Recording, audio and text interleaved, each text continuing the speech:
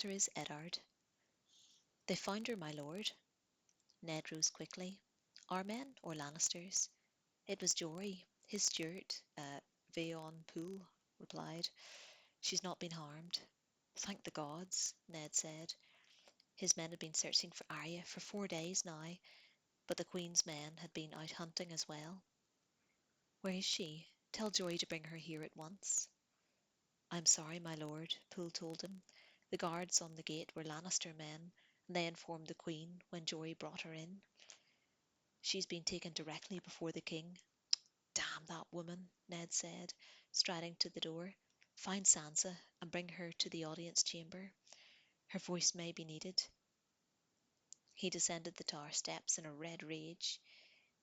He had uh, he had led searches himself for the first 3 days, had scarcely slept an hour since Arya had disappeared.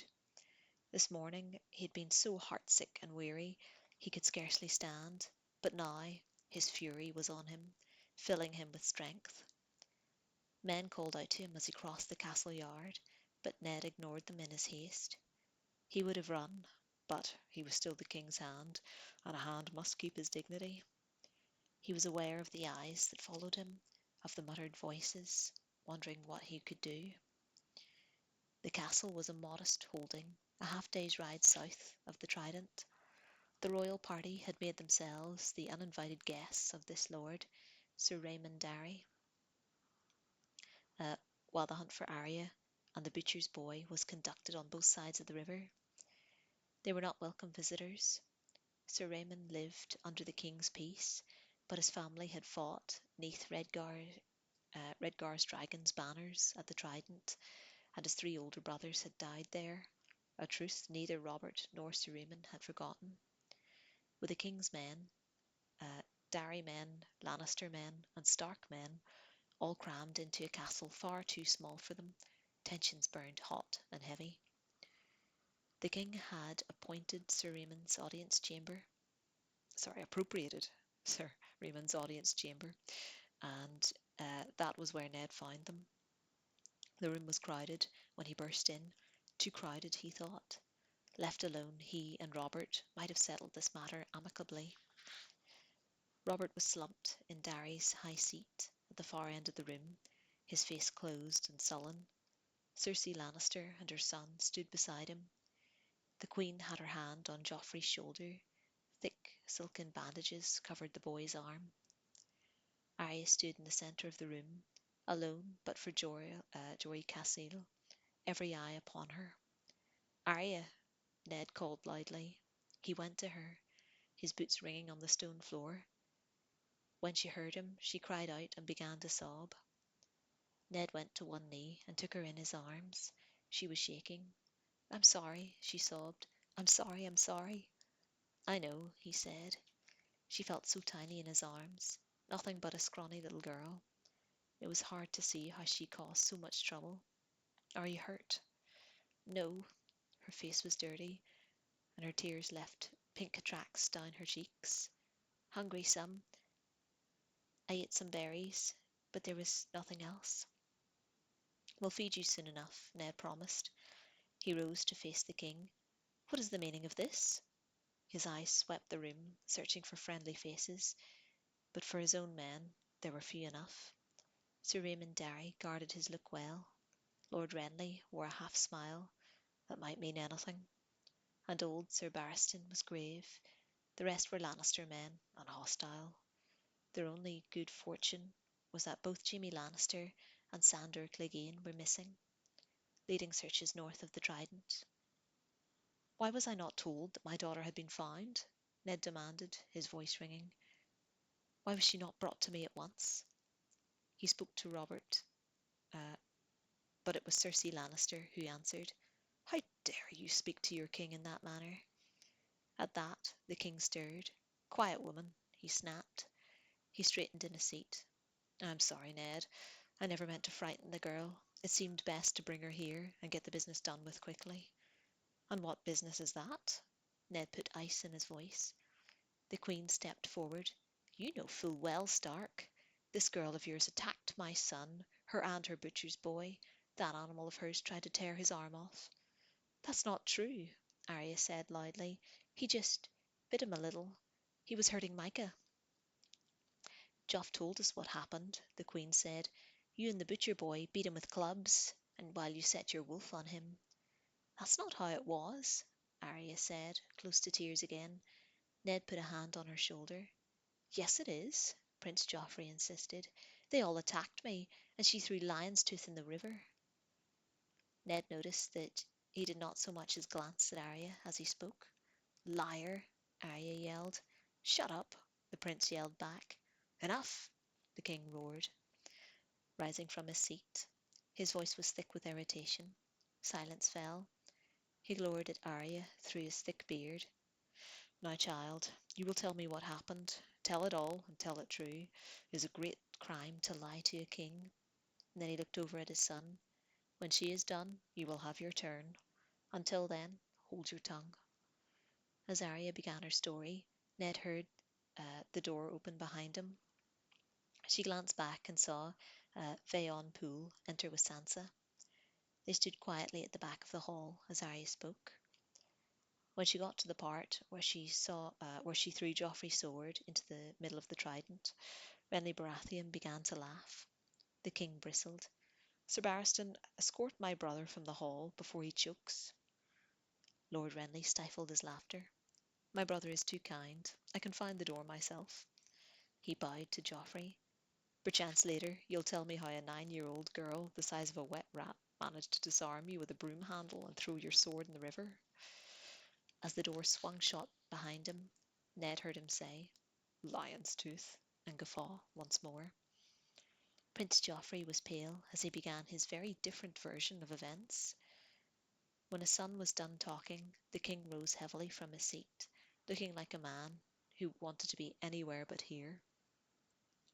What in the 7 hells am I supposed to make of this? He says one thing, she says another. They were not the only ones present, Ned said. Sansa, come here. Ned had heard her version of the story the night Arya had vanished. He knew the truth. Tell us what happened. His eldest daughter stepped forward hesitantly. She was dressed in blue velvets brimming with white, a silver chain around her neck. Her thick auburn hair had been brushed until it shone. She blinked at her sister and then at the young prince. I don't know, she said tearfully, looking as though she wanted to bolt. I don't remember. Everything happened so fast. I didn't see. You rotten! Arya shrieked. She flew at her sister like an arrow, knocking Sansa to the ground, pummeling her. Liar, liar, liar, liar! Arya, stop it! Ned shouted. Jory pulled her off her sister, kicking Sansa, uh, or kicking. Sansa was pale and shaking as Ned lifted her back off her feet. Are you hurt? He asked. But he was staring at Arya, and she did not seem to hear. That girl is as wild as that filthy animals of hers, Cersei Lannister said. Robert, I want her punished. 7 hells, Robert swore. Cersei, look at her. She's a child. What would you have me do? Whip her through the streets? Damn it. Children fight. It's over. No lasting harm done. The Queen was furious. Joff will carry those scars for the rest of his life. Robert Baratheon looked at his eldest son. So he will. Perhaps I'll teach him a lesson. Ned, see that your daughter is disciplined. I will do the same with my son. Gladly, your grace, Ned said with vast relief. Robert started to walk away, but the Queen was not done. And what of the dire wolf? She called after him. What of the beast that savaged your son? The king stopped, turned back, and frowned. I'd forgotten about the damned wolf. Ned could see Arya tense in Jory's arms. Jory spoke up quickly. We found no trace of the dire wolf, your grace. Robert did not look unhappy. No? So be it. The Queen raised her voice. 100 golden dragons to the man who brings me its skin. A costly pelt, Robert grumbled. I want no part in this, woman. You can damn well buy the furs with Lannister gold. The Queen regarded him coolly. I had not thought you so... I'm not reading that. So cowardly. The- Surely not. Wow. I can't mean what I think it means. Anyway, I had not thought you so cowardly. You can buy the book if you want to read that word yourself. The king had thought to wed. The king I had thought to wed would have laid a wolf skin across my bed before the sun went down. Robert's face darkened with anger. That would be a fine trick without a wolf. We have a wolf, Cersei Lannister said. Her voice was very quiet, but her green eyes shone with triumph. It took them a moment to comprehend her words, but when they did, the king shrugged irritably. As you will. Have Sir Iwan do it. Ilan do it. Robert, you cannot mean this, Ned protested. The king was in no mood for an argument. Enough, Ned. I will hear no more. A dire wolf is a savage beast. Sooner or later it would have turned on your girl, the same way it did on my son. Get her a dog. She'll be happier for it. That was when Sansa seemed to finally comprehend. Her eyes were frightened as they went to her father. He doesn't mean lady, does he? She saw the truth on his face. No, she said. No, not Lady. Lady didn't bite anyone. She's good. Lady wasn't there, Arya shouted angrily. You leave her alone. Stop them, Sansa pleaded. Don't let them do this. Please. Please, it wasn't Lady. It was Numeira.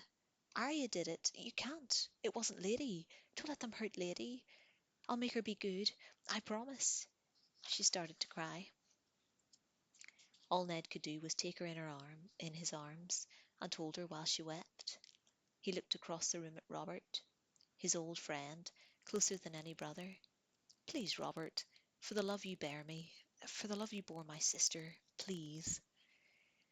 The king looked at them for a long moment, then turned his eyes on his wife. Damn you, Cersei, he said with loathing. Ned stood, gently disengaging himself from Sansa's grasp. All the weariness of the past 4 days had returned to him. Do it yourself then, Robert, he said in a cold voice, sharp as steel. At least have the courage to do it yourself. Robert looked at Ned with flat, dead eyes, and left without a word, his footsteps heavy as lead. Silence filled the hall. Where is the dire wolf? Cersei Lannister asked when her husband was gone. Beside her, Prince Joffrey was smiling. The beast is chained up outside the gatehouse, your grace, Sir Barristan Selmy answered reluctantly. Send for Ill and Pain. No, Ned said. Jory, take the girls back to their rooms, and bring me ice. The words tasted of bile in his throat, but he forced them out. If it must be done, I'll do it. Cersei Lannister regarded him suspiciously. You, Stark? Is this some trick? Why would you do such a thing? They were all staring at him, but it was Sansa's look that cut. She is of the north. She deserves better than a butcher. He left the room, with his eyes burning and his daughter's wails echoing in his ears, and found the direwolf pup where they chained her. Ned sat beside her for a while. Lady, he said, tasting the name. He had never paid much attention to the names the children had picked, but looking at her now, he knew that Sansa had chosen well. She was the smallest of the litter, the prettiest, and the most gentle and trusting. She looked at him with bright, golden eyes, and he ruffled her thick grey fur. Shortly, Jory brought him ice. When it was over, he said, Choose 4 men, and have them take the body north. Bury her at Winterfell. All that way? Jory said, astonished. All that way, Ned affirmed. The Lannister woman shall never have this skin.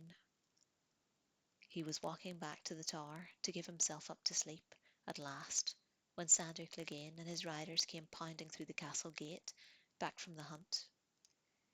There was something slung over the back of the destrier, a heavy shape wrapped in a bloody cloak. No sign of your daughter, Hand, the hound rasped down, but the day was not wholly wasted. We got her little pet. He reached back and shoved the burden off, and it fell with a thump in front of Ned. Bending, Ned pulled back the cloak, dreading the words he would have to find for Arya, But it was not Numira at all. It was the butcher's boy, Micah, his body covered in dried blood. He had been cut almost in half, from shoulder to waist, by some terrible blow struck above him. "You rode him down," Ned said.